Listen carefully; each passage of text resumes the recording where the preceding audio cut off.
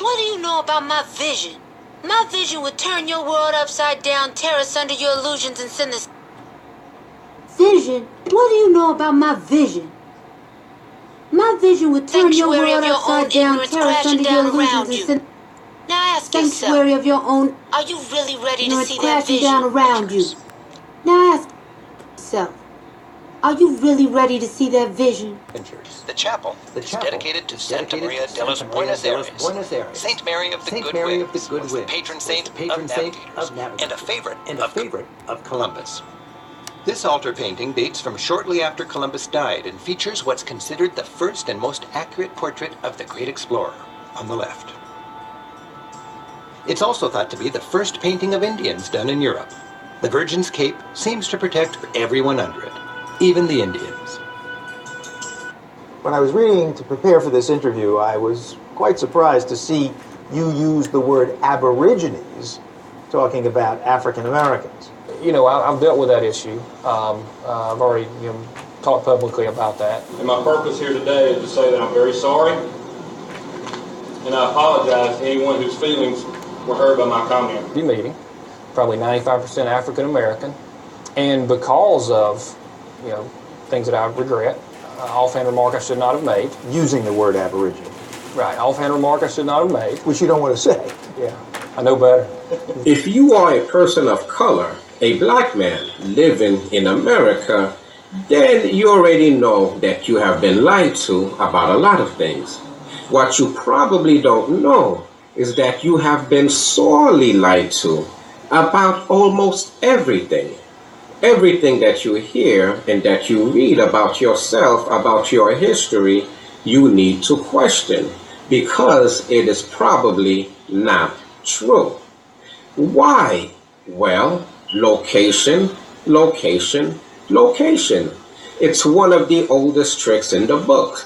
If they can lie to us about where we come from, then we will not know where we are supposed to go.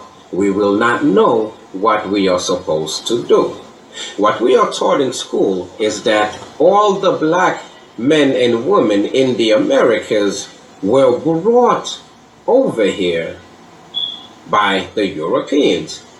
That is one of the biggest lies that is out there today. Voyages.org, which is a website that Emory University, which is one of those Ivy League schools that is down in Atlanta, that has participated with them in a lot of different companies to try to get down to the facts of the slave trade and of the transatlantic slave trade.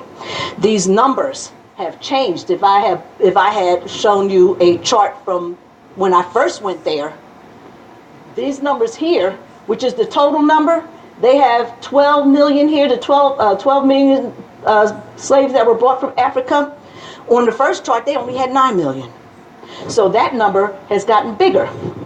And another number is this number right here, which is showing the United States and the numbers that came to the United States. At first, these numbers were close to 500,000. They had them down to 300,000.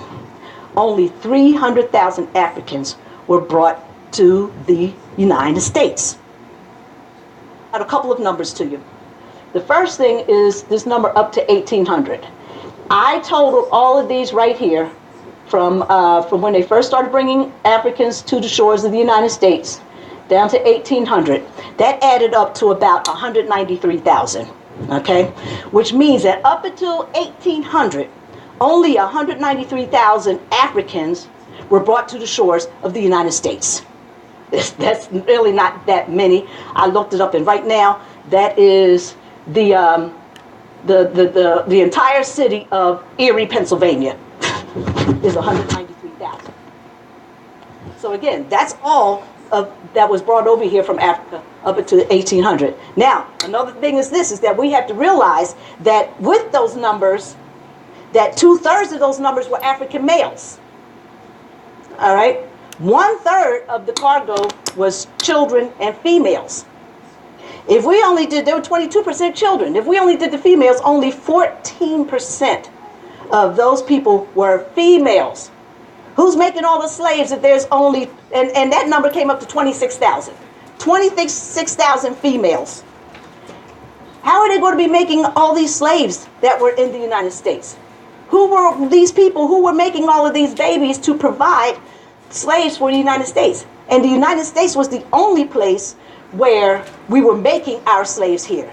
That's why the numbers are much smaller, because we were growing our own slaves right here. But who were the people that they were using? They were utilizing the indigenous people here. How else could they come up with these large numbers? So again, up until 1800, remember, only 193,000. Notice from 1800 to the end of slavery, notice the numbers there. It's only about 111,000 Africans that were brought in the 1800s to the United States.